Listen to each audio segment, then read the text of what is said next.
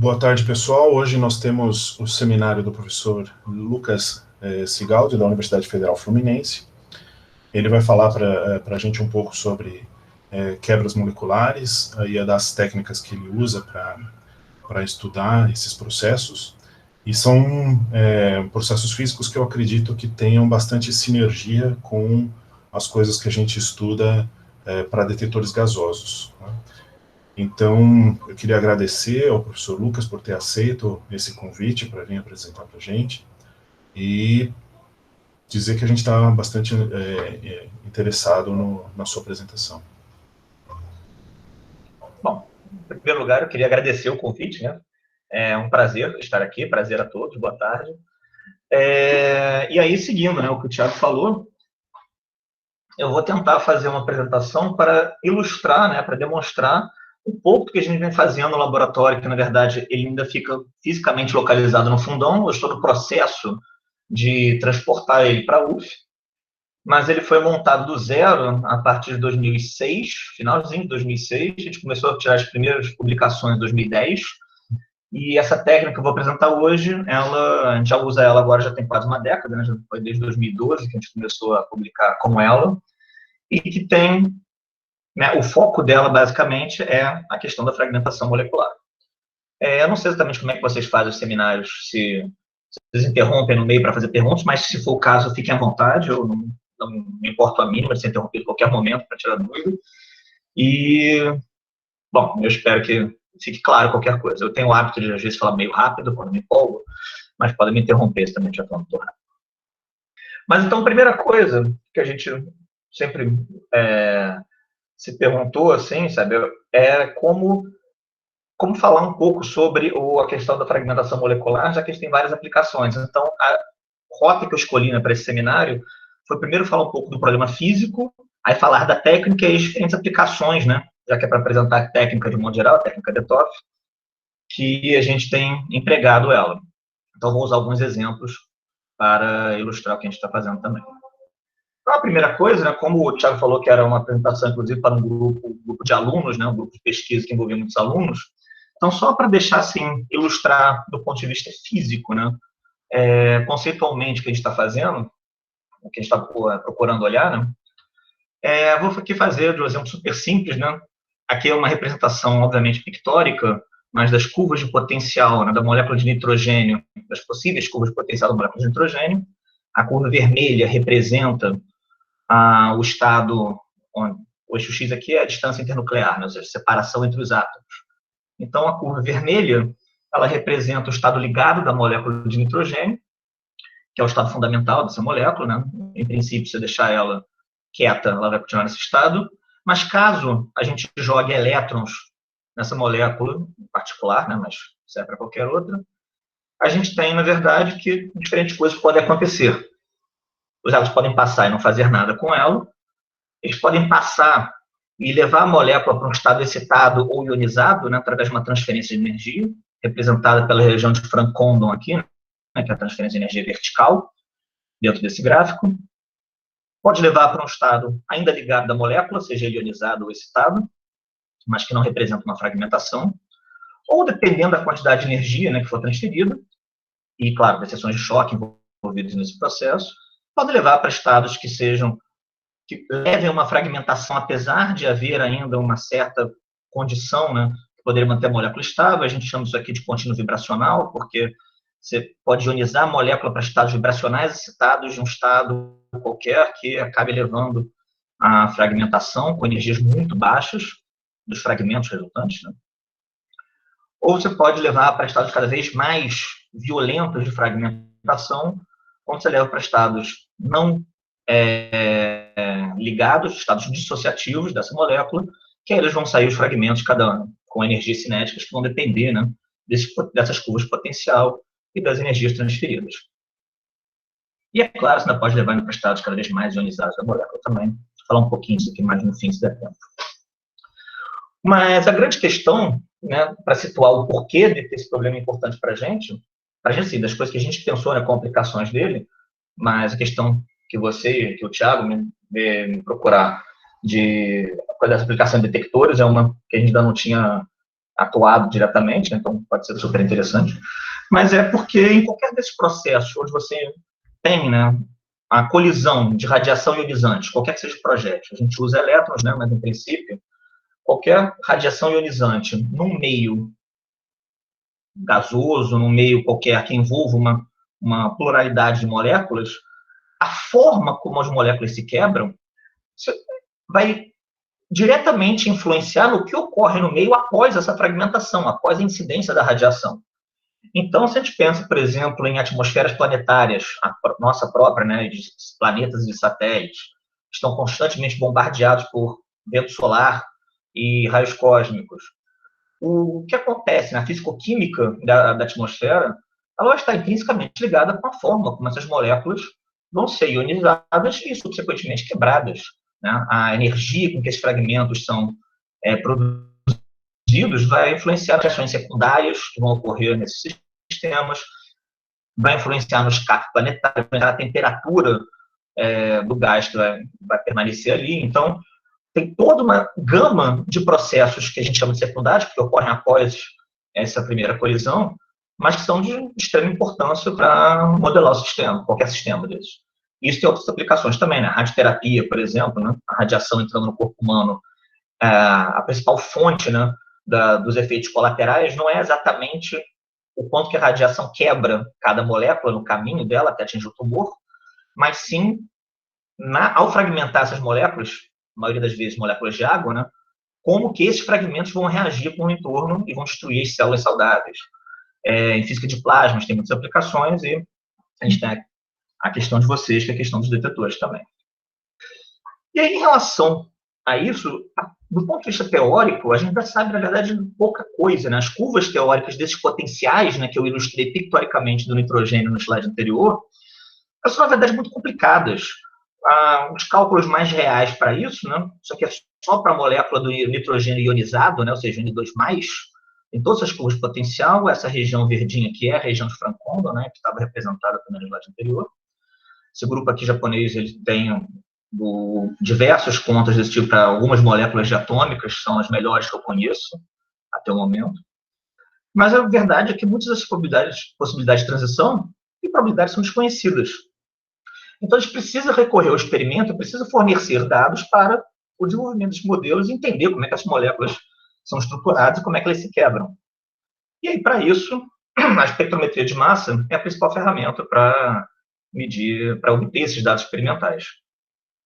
Então, eu vou falar agora um pouco, né, do equipamento que a gente montou lá na FRJ e descrever um pouco dos detalhes que levaram a gente a acabar desenvolvendo essa técnica nova. Que uma coisa que eu acho muito interessante é que, na verdade, o nosso equipamento é um equipamento que é razoavelmente padrão de espectrometria de massa, mas a gente fez uma adaptação mais no procedimento e na análise que nos permite estudar, né, essa dinâmica da fragmentação molecular. Então, o equipamento aqui, no espectrômetro de massa, como eu falei, ele é razoavelmente padrão, ele é composto de um cânion de elétrons. O nosso cânion de elétrons funciona entre 20 e 100 eletronvolts de energia. Nós temos aqui um copo de Faraday, né, para coletar os elétrons, né, que são fazer a contagem desses elétrons, né, do feixe que a gente produz. E a gente tem aqui um tubo de tempo de voo, né, razoavelmente longo. Eu vou mostrar uma foto, né, desse aparato depois. Mas os dois pontos principais, na verdade, que eu quero chamar a atenção em relação a esse aparato que nos permitiu desenvolver a técnica bom, vou falar um pouquinho mais do procedimento, né, para quem, se por acaso tiver alguém que não esteja ainda familiarizado com espectrometria de massa e tempo de voo, mas tem dois pontos fundamentais aqui que eu já quero chamar a atenção logo de uma vez, que esta região 5 aqui, né, uma célula gasosa, são dois, na verdade, 5 é a região de interação. A 2 aqui, que é uma célula gasosa, nos permite ter uma medida da pressão. A pressão dentro dessa célula gasosa é controlada, é uma pressão, obviamente, muito mais baixa que a atmosférica, né, mas a gente consegue controlar a pressão, né, do gás-alvo que a gente quer estudar dentro dessa célula gasosa. E aí, uma vez que a gente promove essa colisão entre elétrons e o gás, a gente tem um sistema que é pulsado para sincronizar a passagem dos elétrons com a extração desses fragmentos no tempo de voo. Dando um pouco mais de detalhes, esse é o nosso canhão de elétrons.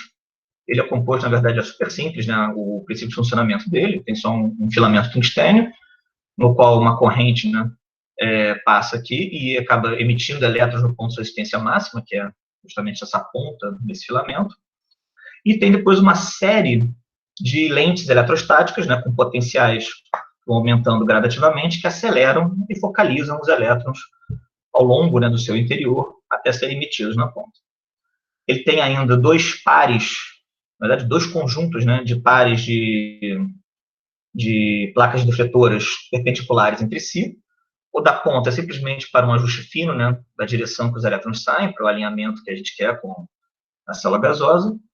E esse aqui do meio, eles funcionam, né, também para ajustar a posição do feixe no interior do canhão, mas nele a gente aplica um pulso de 5 volts, que faz com que esse impulso, né, os patamares de 5 volts, e aí faz com que o nosso feixe seja pulsado. Então, fundamentalmente, nós temos um feixe de elétrons que ele é pulsado, ele não é contínuo, e essa pulsação vai estar em sincronia com um campo extrator, que eu vou ilustrar aqui agora, num slide com efeitos especiais de luz ótica, que vai fazer, né, em primeiro lugar, né, permite a nossa medida por tempo de voo, e segundo, acaba possibilitando o desenvolvimento da técnica que eu vou ilustrar para vocês.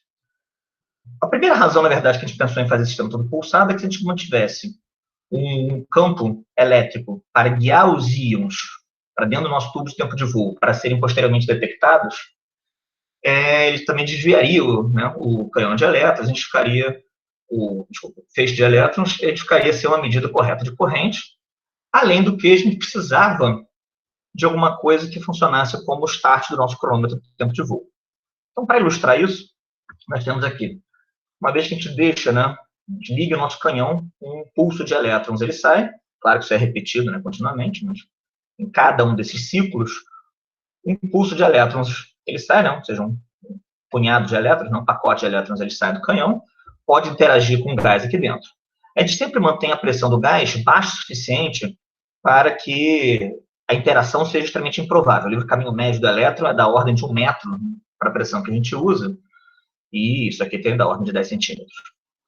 Então, essa interação produzindo 4 fragmentos ou íons positivamente carregados aqui dentro é só um exagero para ilustrar, para facilitar a visualização.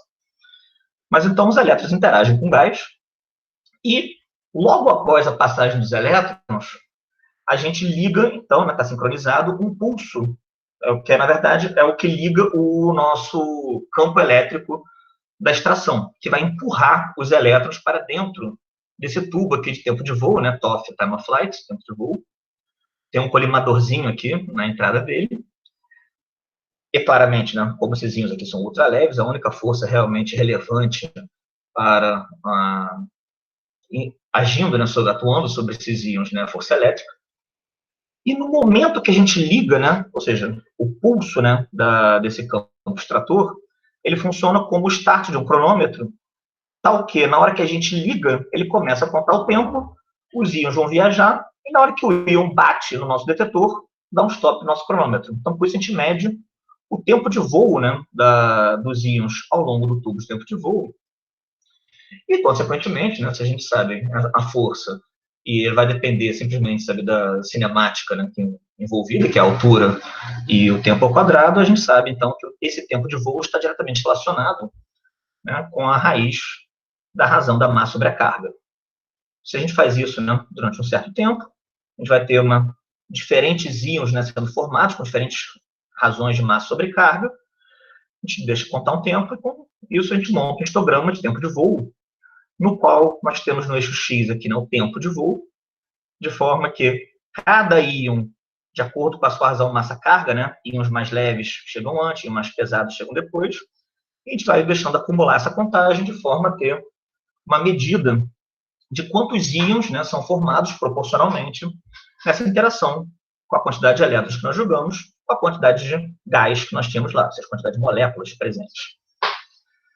Então, por isso, a gente consegue montar o nosso espectro de tempo de voo e consegue medir a seção de choque absoluta, né? A gente tem medidas de calibração para saber a eficiência do nosso sistema, a gente sempre mede a pressão, e a gente, com isso, sabe, né, o número de moléculas, né, o número de centros espalhadores do gás alvo que estavam presentes, e desconta quantos elétrons nós jogamos ao longo do tempo de medida.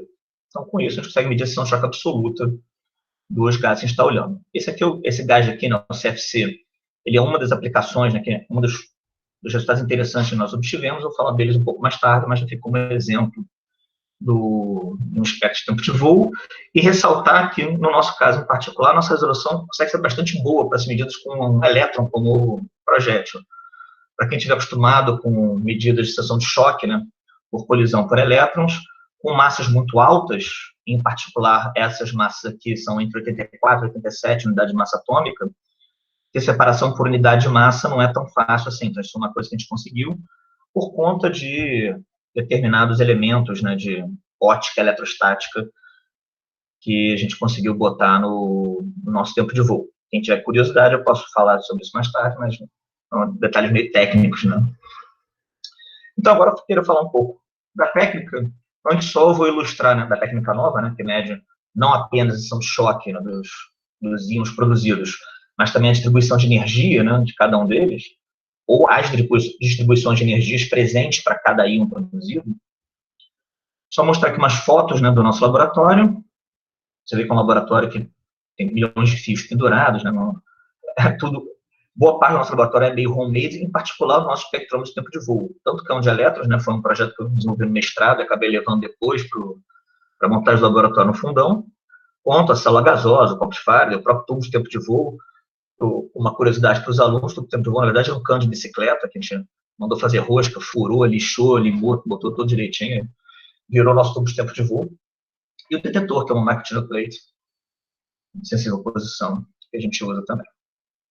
Ok. Então, agora, né, passando este preâmbulo, vou falar um pouco agora, então, da novidade, que é a técnica, que é o DETOF, que significa, na verdade, Delayed Extraction Time of Flight, ou tempo de voo por extração retardada. Tem aqui uma lista de referência, no qual a técnica foi desenvolvida, foi descrita, né, pela primeira vez. A Natália Ferreira, uma aluna de doutorado, né, esse foi o projeto de doutorado dela, e a gente continua colaborando perifericamente e continuamos usando a técnica até hoje.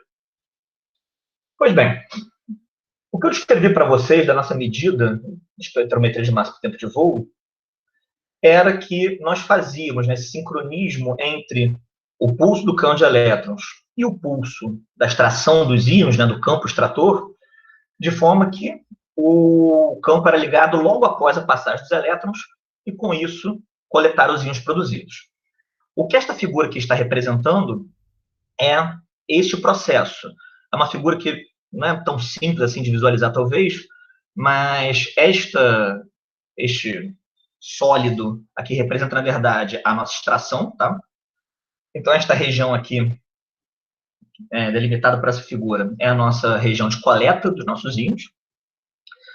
Esta linha azul representa a linha da passagem, né, do feixe de elétrons, então os elétrons passam ao longo dessa linha. Nós temos aqui as moléculas do gás, que são produzidos, né, que estão presentes na nossa célula gasosa, e quando os elétrons passam, eles podem interagir e fragmentar moléculas desse gás. E aí o que acontece é, uma vez que nós ligamos esse campo logo após a passagem dos elétrons, os fragmentos, né, os íons, os fragmentos iônicos produzidos nessa colisão, eles são acelerados para dentro do tubo de tempo de voo e vão ser coletados no nosso detetor. Essa é a medida padrão. Mas aí, o que acontece se nós, em vez de ligarmos o campo de extração logo após a passagem dos elétrons, nós ligarmos ele após um certo tempo de espera, né? A gente ajusta, né, essa diferença de tempo, esse sincronismo, né, entre o pulso do campo de extração e o pulso dos elétrons que passaram antes, para ser um pouco mais longo, né, o tempo, e com isso, então, a gente esperar um tempo maior. Esse tempo maior que a gente está esperando, na verdade, é um tempo de voo livre para os fragmentos produzidos nessa colisão que a gente está fornecendo, que eles podem, né, ao fragmentar, né, eles ganham certas componentes de velocidade, energia, por conservação de momento e energia, que vai depender, claro, das massas dos fragmentos, vai depender da energia que foi transferida, vai depender da geometria da molécula, né? Isso aí vai variar, obviamente, né, de caso para caso. Mas esse tempo de voo livre Se os fragmentos são leves, rápidos o suficiente, uma vez que a gente ligue o campo de extração, ao coletar os íons, talvez os íons mais rápidos, né, já tenham deixado essa região, porque a gente deixou esse tempo de voo livre extra entre a passagem dos elétrons e ligar o campo. E aí, com isso, né, nem todos os fragmentos, vai ter fragmento que não vai ser coletado. A gente faz isso de uma forma, na verdade, controlada, ou seja, aumentando gradual e sistematicamente esse tempo de atraso para cada intervalo um pouquinho maior que a gente aumente. A gente tira um novo espectro, tira um novo espectro, tira um novo espectro, e conta quantos íons estavam presentes, né, de cada tipo, né, ou seja, de cada fragmento.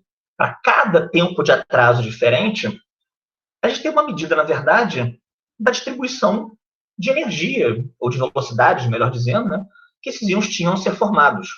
Então, esse atraso no tempo de voo, ele acaba funcionando como um seletor de velocidades, no qual, à medida que a gente vai aumentando esse tempo, só os íons mais lentos vão sendo detectados. E aí, com isso, né, eu vou ilustrar com... Vou dizer assim, só mostrar, né, o resultado de como é que isso é feito, né, não vou entrar na análise, porque, de novo, é técnica e precisa de mais tempo. Eu quero falar das aplicações. Mas a gente consegue, então, medir, né, diferentes distribuições de energias presentes para cada íon. Por exemplo, só para ilustrar, né, como ficam os espectros de tempo de voo, nós temos aqui, né, as mesmas figuras dos slides anteriores, onde neste caso aqui era esse ΔT1, né, que era o tempo mínimo, e aqui era o tempo ΔT2, que era um tempo maior que ΔT1. Então, ilustrando isso para o caso da molécula de nitrogênio, né, que eu já tinha usado como exemplo antes, nós temos que para 500 nanosegundos, por exemplo, nós temos a molécula mãe, ou seja, a molécula sem fragmentar, né, simplesmente ionizada, presente aqui, próximo de 4.000 nanosegundos de tempo. E nós temos ainda a molécula fragmentada, que é o N+, misturada, né, com o dicátion da molécula não fragmentada. Lembrando que a gente mede, né, diferencia os diferentes fragmentos e espécies produzidas pela sua razão massa sobre carga. Então, no caso do nitrogênio, que é uma molécula simétrica, né, molécula diatômica ou mononuclear, o N+, tem massa 14 e carga 1, é a mesma razão carga-massa do dicátion da molécula sem fragmentar, que é 28 de massa dividido por 2. Né? Então, as duas espécies ficam misturadas nesse pico aqui. Mas o interessante de ver é que quando a gente atrasa mais 500 nanosegundos, a molécula mãe que não se fragmenta está toda presente lá ainda direitinho, né? Ou praticamente toda, enquanto que o fragmento que a gente estava lá olhando, boa parte dele já deixou a região de coleta. Nosso trabalho consiste em fazer essa medida não para apenas 2 tempos, obviamente, mas a gente faz uma média de 50 espectros para cada energia do projétil, para ter uma medida dessa distribuição de energia dos fragmentos para cada energia do projétil. Usando, né, o exemplo do espectro bonito do CFC lá que eu tinha mostrado anteriormente também, quando a gente aumenta bastante o tempo de atraso, a gente percebe que os fragmentos mais leves todos já deixaram a região de coleta, basicamente, enquanto que os mais pesados, eles ficam mais deformados, ficam mais largos, porque as próprias moléculas mais pesadas têm também, né? Mesmo a molécula mãe tem uma distribuição de Maxwell-Boltzmann, então elas se espalham mais na parte do ponto onde elas foram produzidas, mas elas estão praticamente ainda, boa parte delas, presentes dentro da região de coleta. É só para ilustrar. E aí, o resultado que a gente obtém, eu estou falando aqui para várias moléculas diferentes, né, para mostrar também um pouco, né, um pouco de propaganda da quantidade de coisa que a gente já fez, né, ao longo desses anos. Então, aqui em particular, estava olhando, né, para o CH2 da molécula de metano, e só para ilustrar aqui, né, que a produção do CH2+, né, o eixo Y aqui é a razão entre o CH2+, ou seja, esse fragmento, né, que a gente olhou, da molécula de metano, para um determinado tempo de atraso T, que é o nosso eixo X aqui, sobre esse mesmo fragmento no nosso tempo mínimo, que nesse caso era 300 nanosegundos.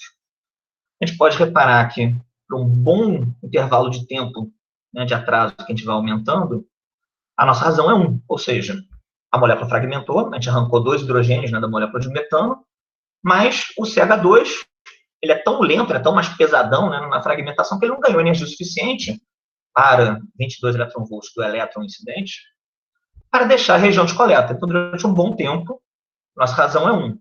E a partir de um certo tempo de atraso, a gente começa, de fato, né, pela distribuição, né, a distribuição isotópica de velocidade, né? Ele vai deixando aquela região, né? A gente deu tempo de voo livre o suficiente para ele sair da região de coleta e começar a cair. O interessante só desse caso, e aí é o gancho que eu quero tomar, né, para falar um pouco das aplicações depois, é que quando a gente aumenta a região a energia do projétil, perdão, a gente vai, na verdade, abrindo mais canais possíveis, né, de ionização e, consequentemente, fragmentação, e a gente consegue, no caso desse fragmento aqui em particular, perceber que uma outra distribuição de energia começa a aparecer a partir de um certo valor de energia. Esse valor, na verdade, é em torno de 25, a gente botou aqui 35 só porque fica mais significativo, né, uma barra de erro menor, então a gente consegue medir melhor. E, eventualmente, pode se tornar até mais importante do que aquele primeiro canal que a gente mediu. Mas o que é interessante, conceitualmente, a gente pegar daqui? É que, ao medir as diferentes distribuições de energia presentes para um determinado fragmento, né, a gente está olhando sempre para o mesmo fragmento. No caso aqui do metano, está olhando para o CH2+, ou seja, a molécula sem 2 hidrogênios. A gente percebe que as diferentes distribuições de energia podem representar diferentes assinaturas dos processos de fragmentação. Né? Ou seja, a molécula pode se fragmentar por 2 canais diferentes de fragmentação e cada um desses canais pode imputar uma distribuição de energia diferente que a gente consegue medir. Então, isso, no caso em particular aqui do CH2+, corresponde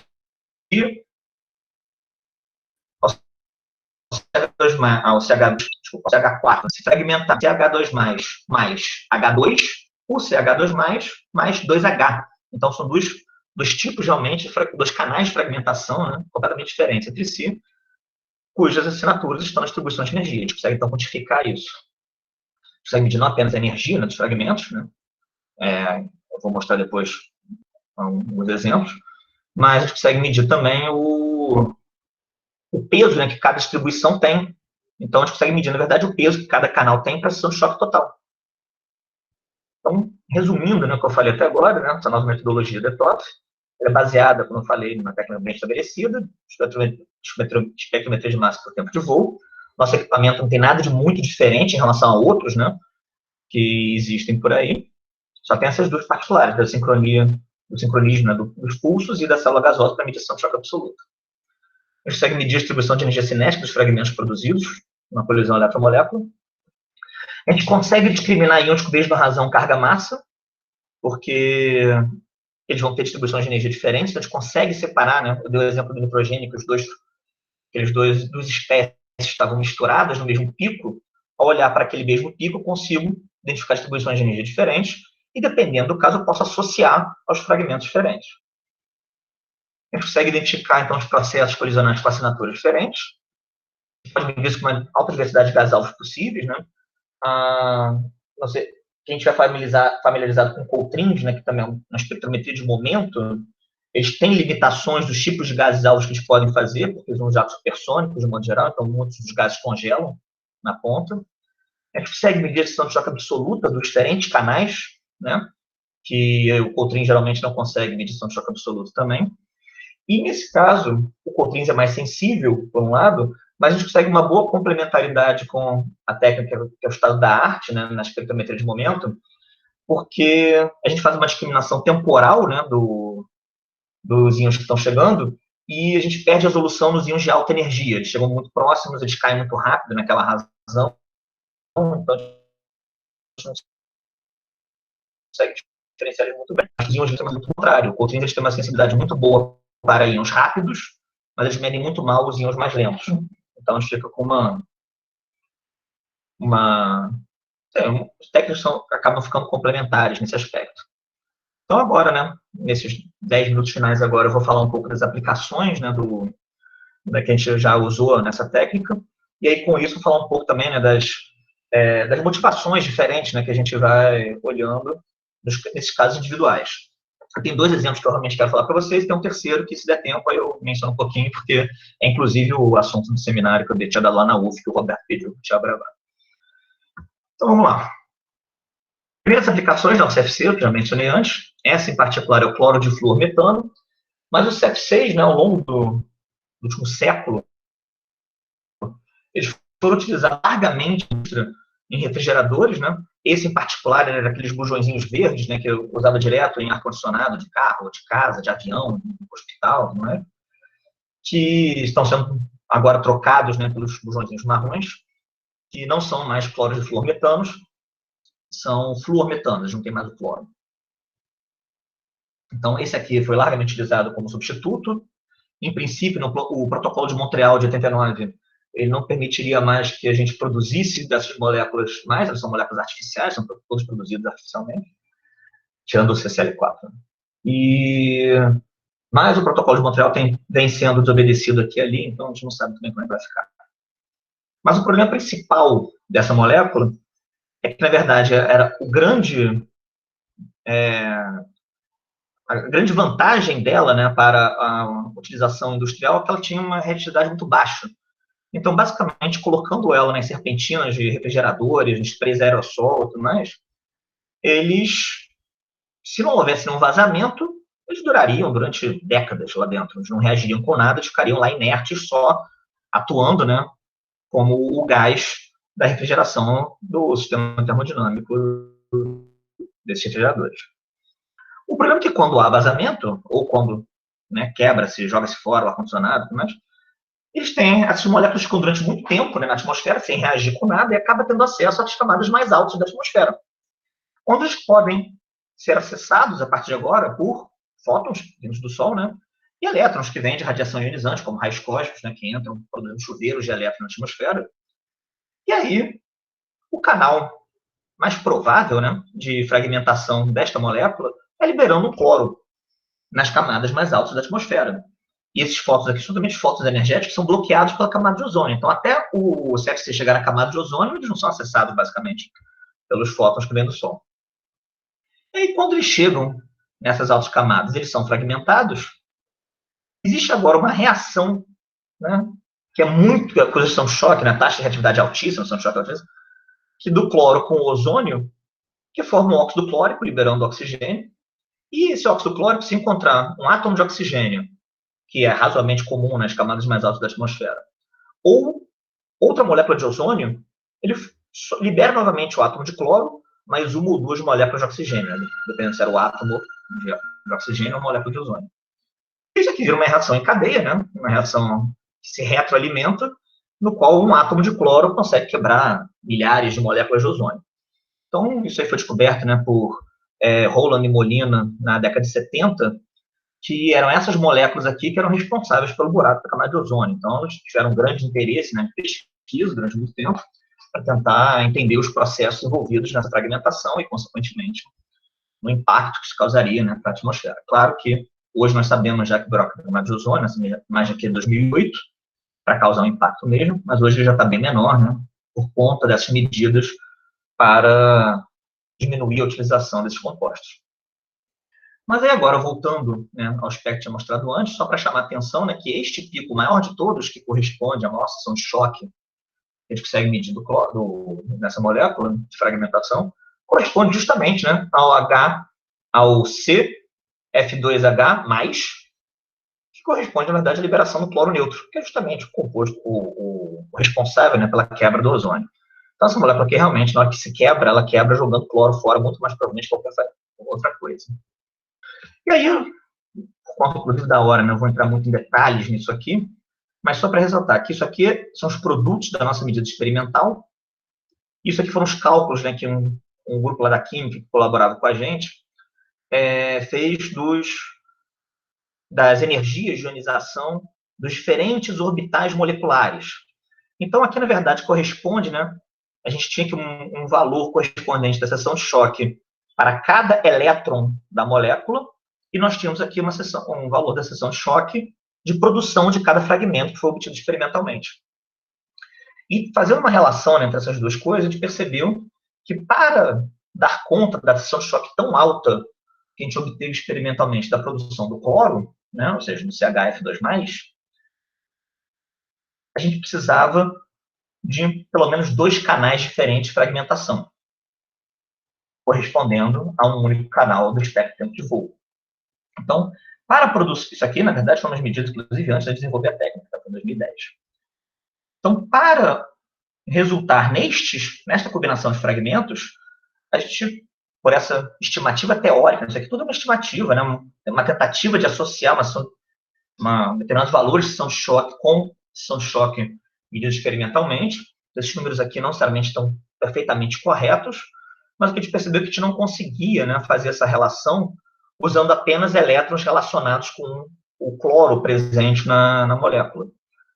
A gente percebeu que, na verdade, a gente tinha dois canais possíveis, um relacionado com a remoção do cloro, os orbitais não ligantes, né, do átomo de cloro, do elétron do cloro, e outros relacionados com ionização de elétrons ligados a orbitais não ligantes do flúor na molécula, né, fazendo uma geometrização, né, dos orbitais eletrônicos também.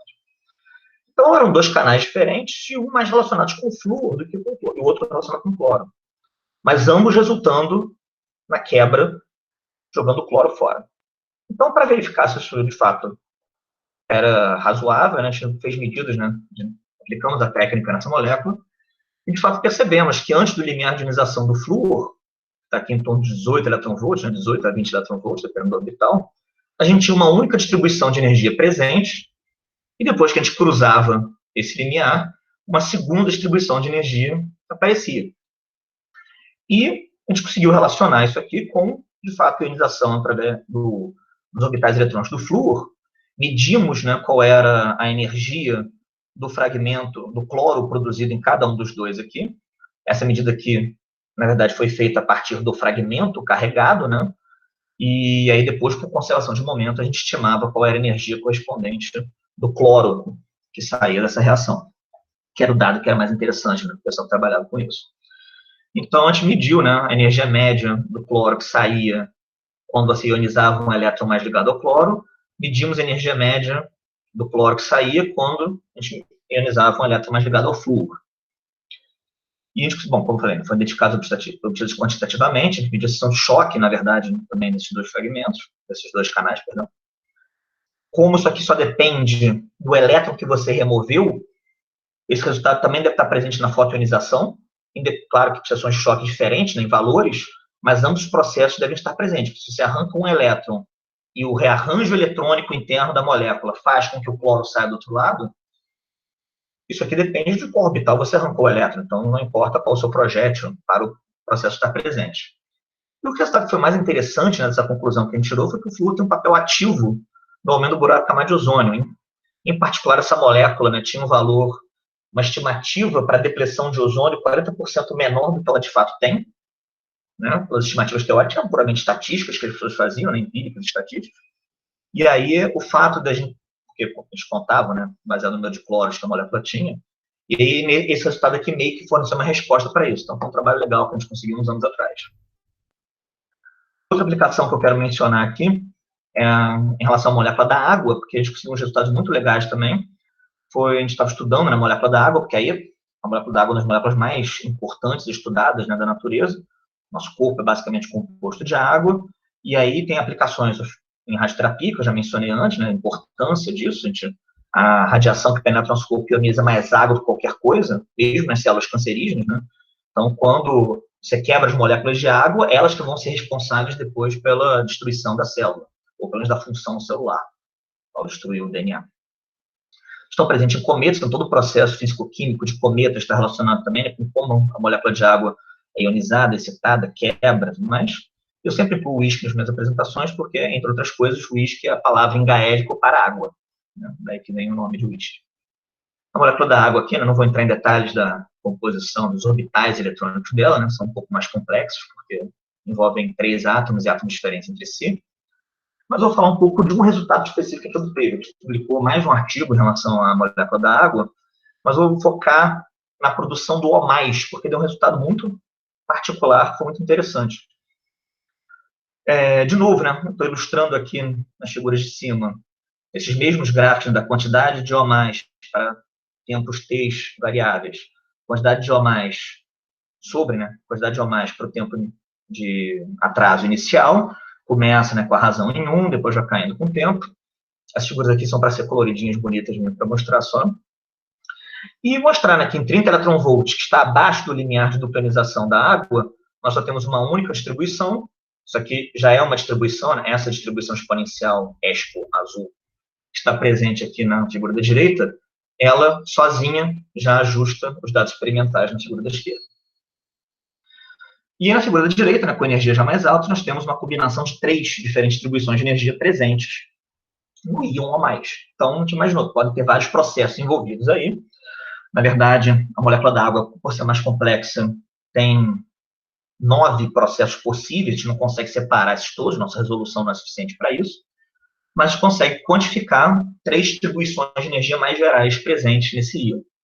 E aqui, né, nós temos, né, só para ilustrar que a gente consegue, né, ter uma medida, né, consegue extrair também, né, as distribuições de energia presentes para esse fragmento, para diferentes energias, obviamente. Mas o interessante daqui é que a gente conseguiu fazer uma associação entre aquela primeira distribuição, que eu chamei de EXPO, né, a distribuição azul do slide anterior, com a ionização simples, essas medidas em verde e em vermelho são de outros trabalhos que fazem medidas por coincidência, então estavam já na literatura antes. E as outras 2 distribuições que apareceram, né, quando a gente somava o choque das duas, elas tinham uma associação bastante razoável com as medidas de dupla ionização que haviam sido feitas antes. Essa medida de King-Price, eles têm um problema de calibração, então eles param em energia baixa, porque energia alta eles não conseguem, isso está inclusive explícito no paper deles. Mas é claro que a associação também não é quantitativamente perfeita, mas consegue inferir, né, que essa distribuição está predominantemente associada à ionização simples, e a combinação dessas duas está predominantemente associada à dupla ionização, ou seja, a remoção de 2 elétrons da molécula da água. O que a gente achou super interessante é que essa distribuição aqui, EXPO, ela corresponde a distribuições, né, que tem uma cara na energia exponencial, lá, na distribuição exponencial, né, decrescente de energia, como está no slide anterior, mas o principal é que elas correspondem a distribuições que são referentes à dissociação pelo contínuo vibracional, ou seja, com energias que são muito, muito baixas, são muito próximas da energia térmica, né, que essas moléculas já tinham na distribuição Maxwell-Boltzmann original do gás. Então, o acréscimo de energia, nesse caso em particular, no centro de massa da molécula, era de 11 milieletronvolts, a energia que o oxigênio ganha na fragmentação completa da molécula de água. Então, isso, né, o oxigênio fica praticamente parado ao molécula quebrar, a gente achou interessante, então a gente foi investigar isso um pouco mais a fundo, e a gente fez uma estimativa do que, né, que é a energia, né, do processo de fragmentação completo. Isso aqui é uma estimativa teórica, entre aspas, né, que leva em consideração a transferência de energia necessária para arrancar um elétron daquele orbital, o plano do limiar de ionização daquele orbital, a energia de ligação da molécula, o potencial de ionização de um elétron da molécula, energia interna dos elétrons. Então, a gente fez aqui uma estimativa, né?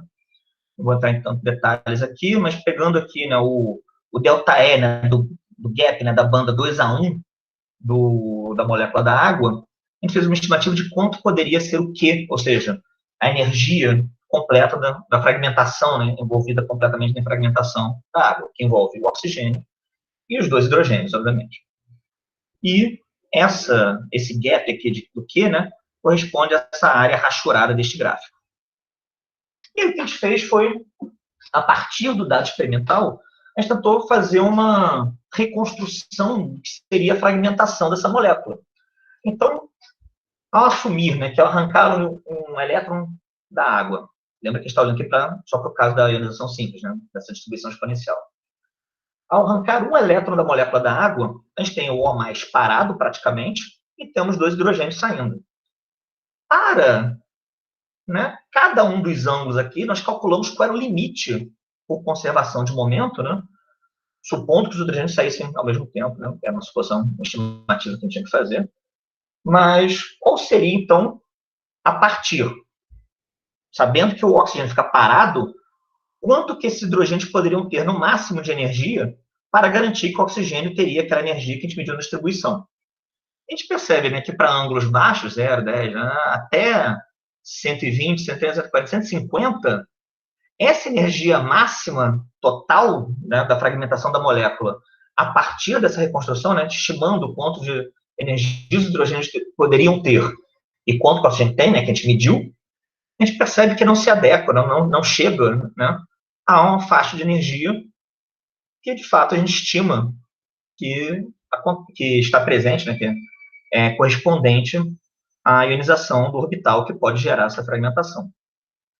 E aí, então, só para ângulos muito altos, né, a partir de 160, é que, de fato, nós temos energia suficiente, né? Ou seja, quando o oxigênio fica parado e os hidrogênios saem quase antiparalelos entre si, é que nós temos possíveis valores de Q dessa fragmentação, se os hidrogênios saem, se o oxigênio ficar parado, os hidrogênios saem a 180 graus do outro, pode ter qualquer energia, né? E deixar o oxigênio parado lá dentro. Se eles têm 170, 160, para deixar o oxigênio com aquela distribuição de energia, eles têm já um limite que vai se tornando cada vez menor, né, para a energia que eles possuem.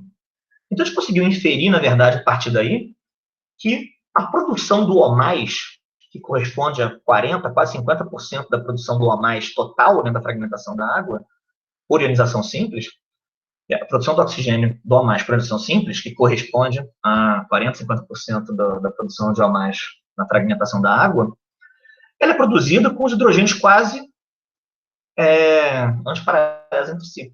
Ou seja, após a fragmentação, e tem lá, você excita a água para determinados estados vibracionais que os bracinhos do hidrogênio, né, devem estar vibrando, né, estão mudando muito fortemente seu ângulo, muito rapidamente, até que, para ângulos grandes, a fragmentação se torna permitida.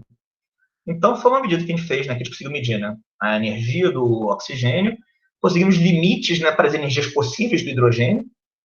Nesse caso, não dá para fazer constelação de momento direto, né, porque não são dois corpos, não são médium neutros, são três. E a gente consegue ver, né, que existe uma mudança na própria geometria da molécula para fazer a produção do oxigênio que a gente mediu. Então, esse foi também um resultado que foi uma outra aplicação, né, dessa mudança. E a gente está agora, inclusive, o nosso interesse é ver outras moléculas triatômicas como o CO2, que fomos, inclusive, das que o Thiago comentou comigo que era de interesse de vocês. E, então, para terminar, eu vou passar agora aqui ultra rápido, porque eu já estourei o tempo, né, porque não me empolguei. Mas questão do dicátio molecular, tem aquela coisa, o dicátio é uma molécula duplamente ionizada. Então, no caso do nitrogênio, que foi aquele exemplo que eu dei lá no começo, né, a gente tem que o N2++, ele se mistura com o N+. E não havia nenhuma medida de núcleos homoisotópicos, né, do N2, da molécula, ou do O2 também, né, e o do etileno, moléculas que sejam simétricas, né, que podem quebrar ao meio, e aí a razão massa-carga dá igual ao do dicátio. O dicátio é super interessante, porque eles são geralmente instáveis, eles têm uma química não usual, né, porque por eles serem instáveis, eles eventualmente, qualquer perturbação que eles sofram, a tendência é eles se fragmentarem, só que eles se fragmentam com dois fragmentos carregados. Então tem uma repulsão coulombiana aí que eles podem chegar a energias muito altas nessa fragmentação. E tem muito poucos dados experimentais, justamente por essa dificuldade que eu acabei de falar. Tanto que eles foram previstos na atmosfera, mas nunca foram detectados. Então, a gente abordou também nessa questão dos mecanismos para a formação de dicátio molecular. Né? Aqui eu ilustrei qual era o exemplo, né, que eu tinha mencionado anteriormente da espectrometria por tempo de voo padrão, que não consegue diferenciar esses dois. Mas a gente consegue, porque naquele mesmo pico, né, que são os dados experimentais para o pico do etileno quebrado ao meio, ou do dicátio do etileno, né, dois misturados, mas, ao se fragmentar, necessariamente, a alguma velocidade, os fragmentos ganham no processo, né, por constelação de um momento puro e simples. Enquanto que o dicátio não, ele retém a distribuição Maxwell-Boltzmann original. Então, a gente consegue separar o dicátion do seu fragmento de mesma razão massa-carga, simplesmente olhando para a Maxwell-Boltzmann, que nem parâmetro livre tem. Então, é uma medida que a gente é muito concreta, né? Muito segura que a gente está fazendo. Então, a gente fez medida para vários gases, né, que tem já uma série de trabalhos aqui sobre isso, né, oxigênio, nitrogênio, etileno, era uma molécula simétrica que não tinha medido por isso antes. Só para mencionar aqui rapidamente, não vou entrar em detalhes, mas aqui a gente consegue separar, então, né, é uma das coisas que a gente está estudando, né, tem uma aluna minha agora olhando um pouco para isso, são diferentes processos presentes, a gente arranca os dois elétrons ao mesmo tempo, ou arranca um elétron só na colisão, e aí, sequencialmente, tem um decaimento OG, né, uma autoionização pós-colisional, pelo rearranjo dos orbitais eletrônicos, que produz, né, a molécula duplamente carregada no fim. Então, a gente fez, né, como falei, né, os trabalhos aqui, tem a discussão toda sobre por que determinadas moléculas são produzidas mais pela duplicanização, outras mais pelo processo OG, e uma comparação com com todas as moléculas da literatura que a gente consegue encontrar, é o que a minha aluna agora está fazendo. E só para concluir, uma outra coisa que é ultra diferente, né, que a gente está vendo agora, que, né, o fato de a gente deixar um certo tempo até começar a extrair os íons faz com que os íons produzidos possam reagir com as moléculas do próprio gás que estão presentes lá dentro. Então, tem uma reação, né, que é bem conhecida, que é o H2+ com H2, né, ou seja, o íon produzido com o próprio gás da molécula-mãe, que forma H3+, mais H. Então, assim, né, quando a gente vai aumentando o tempo de atraso, a gente está dando tempo também para as moléculas reagirem.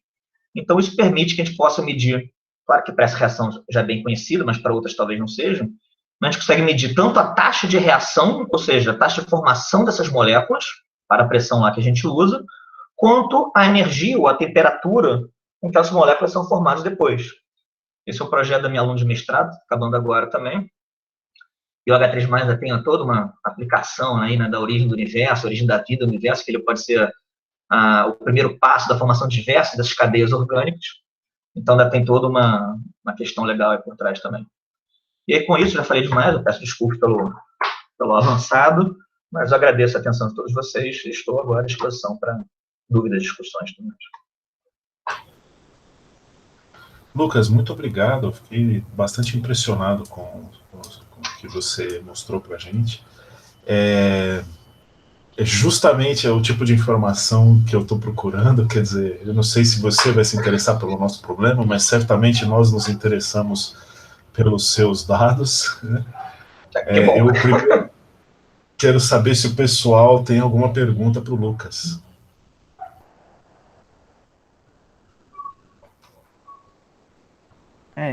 Deixa eu pensar. Eu ainda não sei onde começar, eu tenho vários. Mas acho que a última coisa que você falou realmente piscou bastante assim, em mim, que é de ver se a reação dos íons na presença do gás é algo que eu estou muito interessado, tem a ver inclusive com o meu doutorado com o Thiago. Mas eu não sei se eu vou fazer uma pergunta agora, porque eu acho que pode começar uma discussão e a gente... Eu posso fazer um comentário em relação a isso, pelo menos. A pergunta que eu tinha anotado aqui, que estava guardando desde o começo da apresentação, era justamente se você aplica esse delay e você vê os fragmentos mais energéticos desaparecendo, como é que você sabe que é isso que está acontecendo e não que está justamente se transformando em outra coisa, né? E acho que... Uma coisa que a gente, né, uma das primeiras coisas que a gente viu, na verdade, era que a gente precisava ter, inclusive, pressões baixas do gás na célula, primeiro para evitar que o mesmo elétron pudesse colidir mais uma vez, segundo, evitar a produção de muitos íons simultaneamente, e terceiro, um dos poucos lugares onde a célula é bombeada é através do tubo de tempo de voo. Então, a questão nem era, sabe, se o fragmento energético... Porque isso aí, até pela uma estimativa simples, né, com as tais de reação, a gente já percebe que isso acontece pouco. A gente acaba vendo, né, quando eles reagem, a gente acaba vendo os produtos disso no espectro de tempo de voo. Então, eu mostrei o exemplo do hidrogênio, né, que foi o que a gente usou para calibrar a técnica lá atrás, mas a gente já viu isso em outras moléculas. Por exemplo, a água, ela forma o hidrônio também, né, o H2O+, com H2O, forma H3O+, mais OH. Então, a gente viu essa formação já acontecendo e a gente tem que levar isso em consideração quando está na nossa análise. Também, da mesma forma que a gente também leva em consideração na análise o fato de cátion ter uma eficiência maior de coleta, porque o detetor é mais sensível a moléculas duplamente carregadas que uma. Então, são todos os cuidados que a gente tem que ter na parte da análise, que eu não entrei em detalhes aqui. Mas a nossa preocupação era os íons, na hora que a gente acelera eles reagirem com as moléculas dentro do tubo. Então, se você reparar lá, nosso tubo, eu falei que é um tubo de cano de bicicleta, que a gente furou todo, a gente fura todo justamente para ele ser o máximo bombeado possível. E ele é todo, né, circundado por uma redezinha para manter o campo uniforme lá dentro. Tem uma série de cuidados que a gente tem que ter. A gente repete as medidas várias vezes para também ter certeza. Toda vez que a gente pega um gás novo, a gente faz medida com várias pressões para ver quando é que começa a aparecer outras coisas. Tem que fazer uma pesquisa na literatura se tem outras reações já documentadas do gás com ele mesmo. Mas, por outro lado, eu acho que esse caminho, né, das reações que o Thiago, né, o aluno Thiago, comentou, eles são realmente muito interessantes, porque a medir a temperatura com que os produtos de uma reação química são formados, não é uma medida que seja corriqueira. A medida da reação é uma medida que já é mais conhecida normalmente. Mas essa outra não. Então, a gente está olhando agora para isso, que essa minha aluna de mestrado está terminando agora, né? A gente conseguiu já medir a temperatura que o H3 é formado, então a gente tem que fazer toda uma mudança na forma que a gente analisa os dados, e agora a gente vai começar a olhar para outras coisas. Eu tive alunos da engenharia, inclusive, que meio que projetaram como é que a gente poderia fazer uma medida, uma mistura de gases com pressões controladas, né?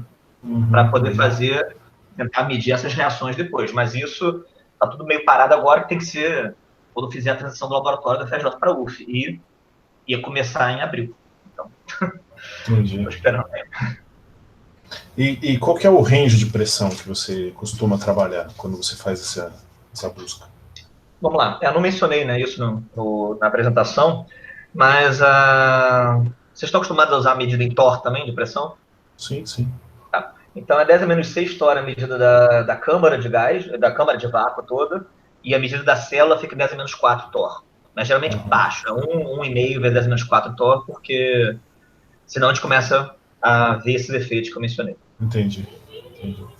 E aí, nas janelas de tempo que você tem, no comprimento da região de voo livre, qual seria o range de massa que vocês costumam analisar?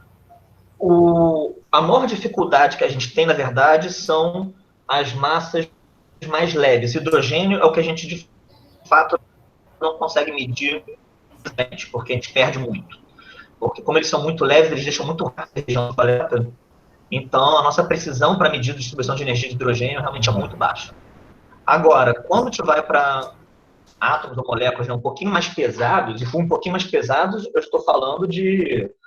Você pega carbono, te mede bem já. Só quando a fragmentação é muito violenta, que os fragmentos saem realmente muito rápidos, é que a gente perde um pouco da resolução.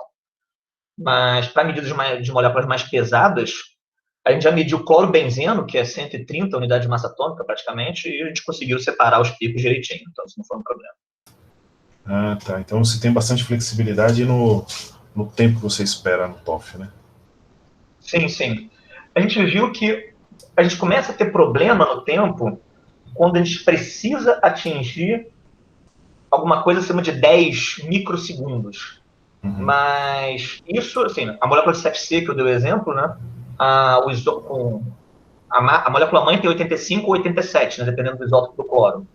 Mas a gente conseguiu medir a Maxwell-Boltzmann dela com precisão excelente. Assim, a nossa medida tinha a incerteza era de 6% no valor final. Então não foi um problema para a gente. Sim. Entendi. Mas pessoal, alguém tem alguma dúvida para perguntar para o Lucas? Eu falo muito, né? Eu acho que eu gostei bastante da forma que você apresentou, porque foi bastante... Você foi construindo o conceito, mostrou o arranjo, fiquei bastante contente. Mas alguém quer fazer uma pergunta? Oi, Ramon. Eu queria fazer uma pergunta, eu estava esperando, porque não é exatamente sobre o método que você apresentou, mas sobre quando você fala da quebra da molécula de água. Sim. Você comentou que os bracinhos que ligam no hidrogênio vão estar oscilando, se aproximando e se afastando, né? Eu só queria saber se isso é um... Só queria saber se isso é um modelo que vocês estão usando, ou se é sabido que é assim, se já é conhecido que é dessa forma que a molécula vibra, porque eu não sabia como é que acontecia a vibração, qual que era a direção da vibração, qual parte que vibrava, em que direção, sabe? Aí só fiquei curioso com isso. Sim, sim. Não, claro, a molécula de água, ela tem muitos trabalhos que estudam isso, tem um grupo do México, o nome do cara é Remigio Trujillo, que estuda basicamente esse tipo de estados vibracionais que muda a geometria da molécula. Porque a molécula de água, na verdade, ela tem vários modos vibracionais diferentes, né? Ela tem os modos vibracionais simplesmente da distância hidrogênio-oxigênio, que inclusive tem modos sincronizados, assíncronos e antissíncronos, tem uns nomes lá que as pessoas usam, quando vibra assim, ou quando vibra assim, ou quando vibra... E tem o fato de você mudar a geometria da molécula, né, a angulação dos hidrogênios para com o oxigênio, através de alguns tipos de modos vibracionais também. Tem modelos teóricos já que preveem isso, né, que tentam modelar isso sim, e tem outras medidas, dependendo de qual que aí são mais voltados para a dupla ionização, que às vezes a molécula de água, ao você promover, né, a ionização, ela acaba nos estados vibracionais formando o H2+, forma O+, mais H2+, que isso só pode acontecer, né, não se os hidrogênios estiverem abertos, né, completamente, né, na molécula de água, mas se nesses estágios vibracionais os hidrogênios ficarem mais juntos a ponto de formar um sistema, né, de um elétron e 2 núcleos de hidrogênio saírem juntos. Então, não, essas coisas são conhecidas, sim, isso não foi um modelo nosso, não.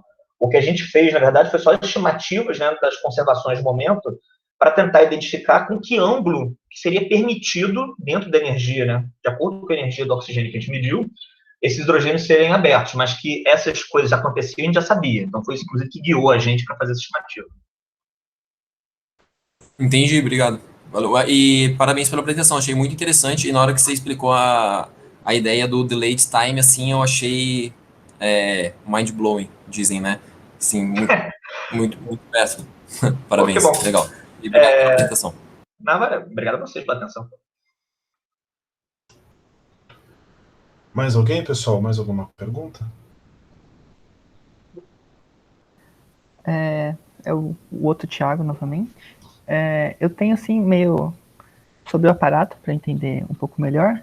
Você aplica, você coloca o gás, né, a pressão baixa, e esse gás vai preencher todo o aparato, inclusive o tubo, né, o tubo de tempo de voo.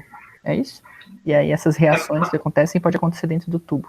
Eu entendi certo? Mais ou menos. Na verdade, isso pode acontecer, mas o que a gente tenta evitar. O que vai para o tubo.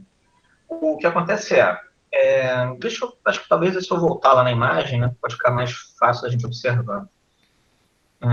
Deixa eu voltar aqui.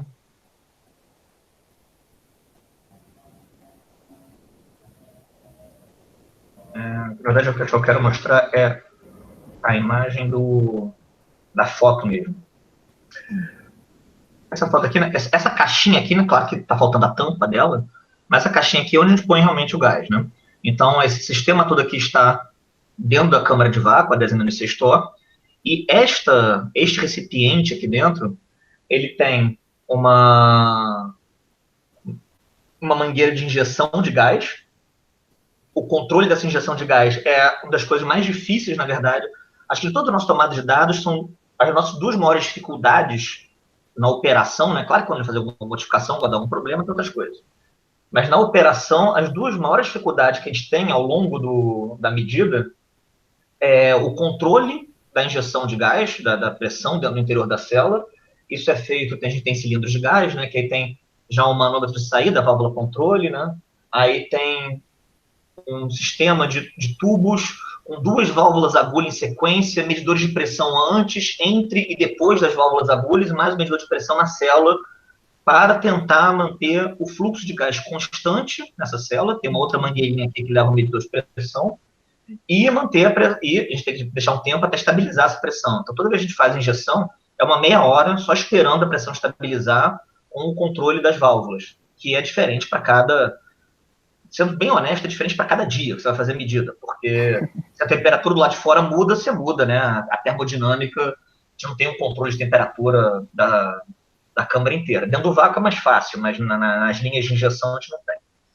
Então, isso aí é um dos trabalhos mais chatos. E o outro é a pulsação do feixe, porque todos os controles de pulsação, a gente tem vários módulos aqui, né, que eu estou ilustrando, eles são montados, né, ajustados, de forma a manter o feixe o mais bem pulsado possível. Se tiver um pouquinho do feixe passando quando não era para passar, isso muda completamente, né? Todo o nosso medida de tempo, né? Todo o circuito de tempo vai para o espaço. Aí entra um monte de ruído, entra um monte de coisa, a gente começa a perder a pressão. Então, controlar essa pulsação é uma das coisas também que são das mais complicadas. Geralmente, quando a gente consegue um feixe bom bem pulsado, aí ninguém mais encosta em nada até começar a dar problema de novo. Então, essas duas coisas. Mas aí a gente tem, né, na verdade, duas formas de bombear, porque a gente está botando um gás na célula, tudo bem, é uma quantidade muito pequena, mas as bombas de vácuo lá de fora estão operando e eventualmente esse gás vai sair também. E aí, por onde ele sai? Aí, o que a gente fez foi, essa célula não é vedada completamente, ela é toda parafusada para manter o gás dentro, mas ele pode vazar pelas quinas, propositalmente, né?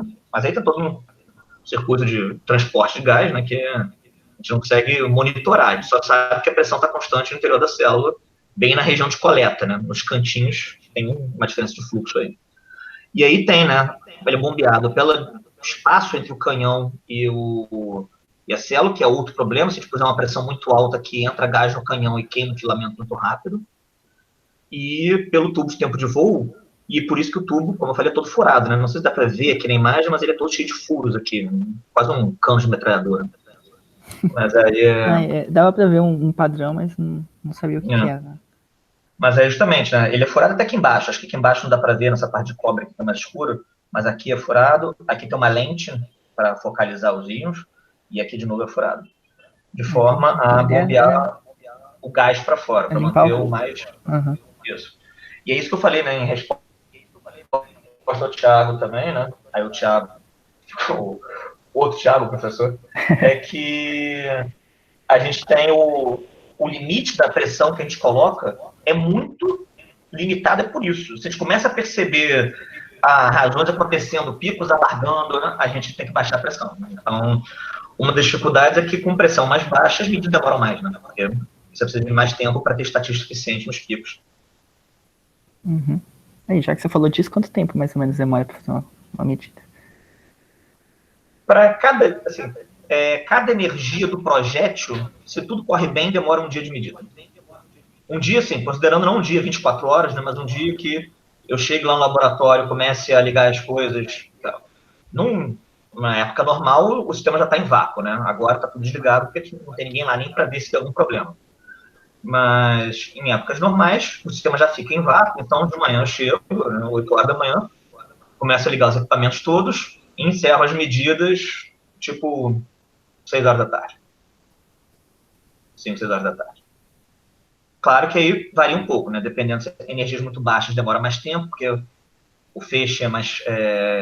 intensidade é menor, então demora mais tempo. Feixes intermediários de 100 eletronvolts, 200 eletronvolts são ótimos, é fácil de conseguir o feixe pulsar, a intensidade é ótima, então você termina a medida 3 horas da tarde. Mas, em média, é isso aí. Um dia, cada energia do impacto de elétrons lá, né? Cada energia do projétil demora pra gente tipo um dia de medida. Entendi. Deixa eu ter mais uma pergunta, eu te deixo livre. Eu só não tenho hora. Mas você faz essas medidas, né? A pressão é muito baixa, entendi os motivos, e para transferir essa seção de choque para essa pressão baixa para uma pressão atmosférica, é só uma questão de multiplicar por uma constante ou tem alguns efeitos assim que surgem com pressão mais alta? Não, a grande vantagem da seção de choque absoluta, né, é que ela, na verdade, é um parâmetro único, né?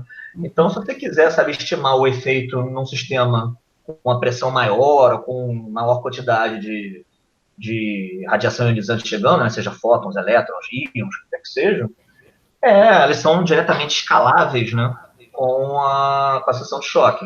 Então, o problema não é esse. O problema, na verdade, é que a atmosfera tem 15 tipos de radiação ionizante entrando nela o tempo todo, não sei quantos tipos de íons, átomos e moléculas presentes, tudo isso acontece ao mesmo tempo, então você não consegue ter uma medida da atmosfera. Então, por isso a gente tem que levar para o laboratório a fazer medidas como se fosse, tipo, a atmosfera é um grande quebra-cabeça e cada uma dessas medidas é uma micropecinha dele. Então, para conta de todas as interações possíveis.